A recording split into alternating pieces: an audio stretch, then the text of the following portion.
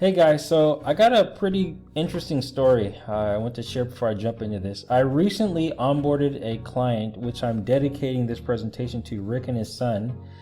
They were going to purchase the 906 BT just to solve their own issue with their personal vehicle. They own a Mercedes 2007, I believe. And he was telling me the problems that were with it, and some of the problems I told him the BT wouldn't be able to do. So he asked me, which tool do you think would be able to do it? And I said the IM608.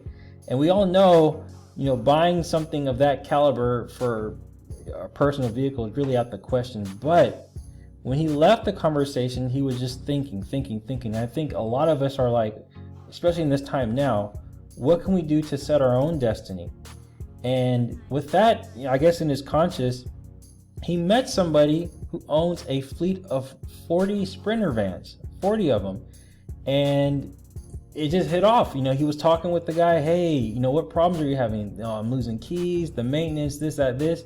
And he told the owner about me. He was like, yeah, I met this guy, Kurt, and he sells this tool and da-da-da.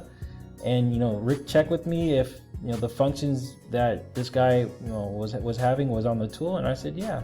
So Rick was like, you know what, Kurt, if you're going to help me do this, I'll be willing to take the risk and invest in the tool. And I told him, well, just get the client. I can log in and I got your back. So I'm dedicating this presentation to him because he's actually going to be doing this type of work, and maybe it's going to save me a couple of calls and stuff. But I just want to thank him for trusting me, and I really appreciate it, really do.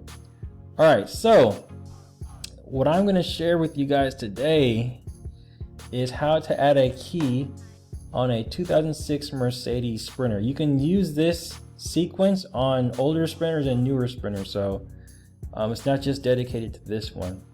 Oh, for those of you who are new to the channel, my name is Curtis Harden. I'm an Autel Diagnostic Consultant. I sell the tool, but more importantly, I'm selling transformation. That's what really gets me going. All right. Now, this is what you're going to be learning today. The equipment needed for this procedure. You're also going to see the proper setup and connection. Additional problems you can solve with the diagnostic software and special functions, and also how to add a key with the IM608. Right?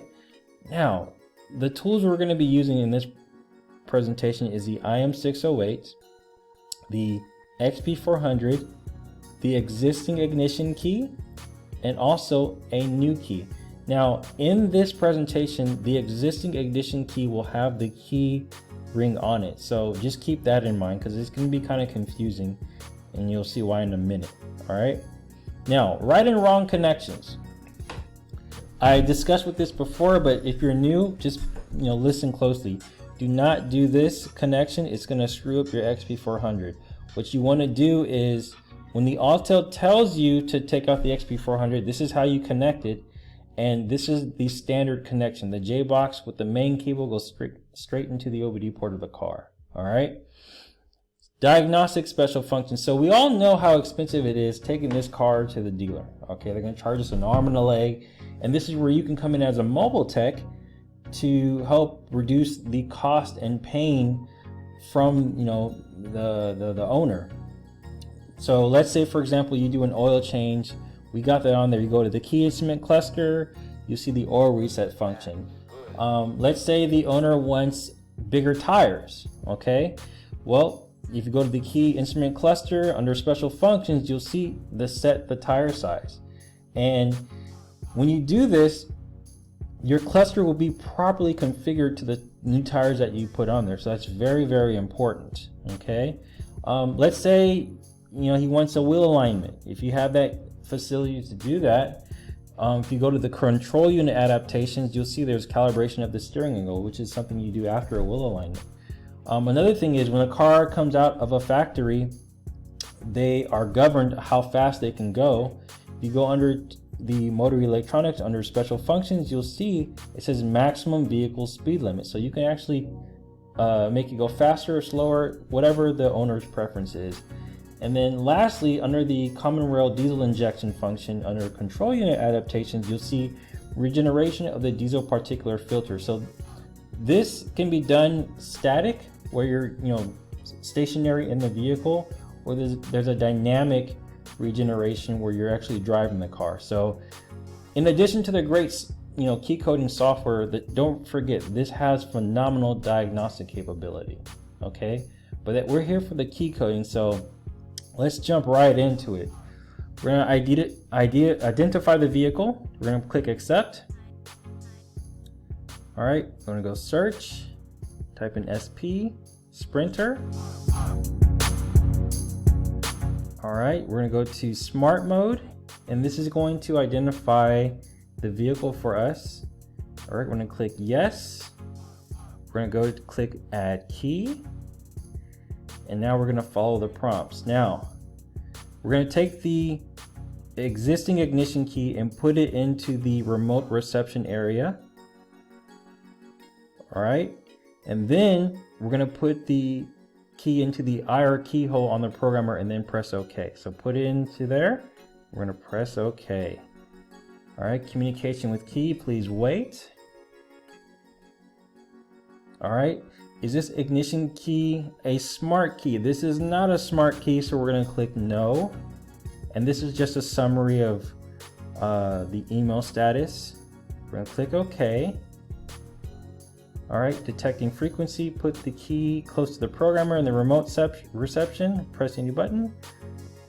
All right, now we're going to put it back into the IR keyhole on the programmer and press OK. Communication with key, please wait. All right. Is there a key password? We don't have that, so we're going to click no. All right, press OK to enter the password calculation process. So this is going to take us to another screen to do this procedure. All right, so insert the key into the EIS and wait for 5 seconds. So once we do that, we're going to click begin and just follow the prompts. After the key password is calculated, it may be required to insert or remove the ignition key for multiple times before it can start the vehicle. So this is gonna take, we gotta roll up our sleeves for this because we're gonna be doing this, like, in the stabbing motion. All right, check this out.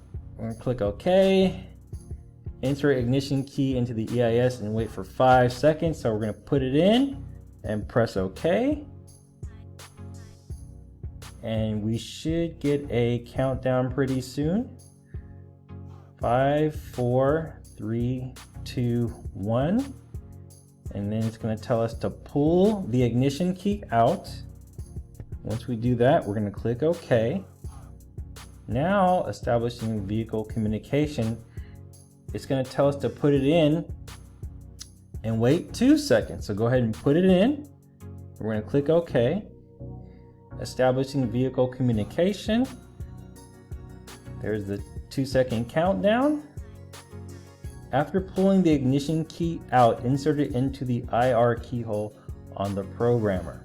So we're going to put it into the programmer. I'm going to click OK. Acquiring data, calculating password, please wait. The whole process takes about 10 to 30 minutes. It's not going to be that long, guys. Don't worry. We'll let this thing count down. There we go. Now we have the password. And then we can go and continue. Insert the key into the EIS and wait for 30 seconds. So put the original key into the ignition. We're going to press OK. Establishing vehicle communication. And we'll let it count down. So as you can see, the client is going to be doing this procedure, and it's just phenomenal, how many problems he's going to be able to solve. And more importantly, it's a win-win situation for everybody. That owner doesn't have to take his car to the dealer anymore, and he can do everything with my client. All right, so that's done. Password calculation complete. We're going to click OK. Generating key file, please wait. We're almost done. Insert the blank key into the IR keyhole on the programmer and press OK. Do not pull out the ignition from the EIS. That needs to stay in there. Okay, you can see the original key has that key ring on it. I'm going to click OK. detect in key, and then it's going to write the key file. There it goes, writing key file. And we're almost there. Key addition complete after pressing OK. Check if the new key can be used normally according to the instructions. We're going to click OK. Insert the key into the EIS. If the red indicator lamp on the key lights up and then goes off, the key learning is successful. If the red indicator lamp stays lit, try inserting and removing the key several times. If it still is not working, the key addition has failed. Okay. Turn ignition and check if the vehicle can be started normally. If the vehicle is not started normally, the key adding process has failed. All right. So this is where you can go ahead and give it a try, test the remotes. After that, you're done. You're done. So what I want you to learn from this presentation, in addition to the demonstration that I did for you guys, think about what would have happened if that client never booked that call. Okay, he would never be reaching his full potential. He probably would be having a tool that isn't going to solve his problem. And you know, not to say that this can happen to everybody, but all I can tell you is you'll be better off than you were before. Okay, so with that in mind, guys, go to auteltech.co.za, book a consultation, and you have my best interest. Okay, I'll give you all the insights you need. And with that, guys, I hope you enjoyed this video. Wait for the next one. It's going to be a really good one. With that, take care, enjoy the rest of your Friday, and I'll see you guys in the next video. Ciao.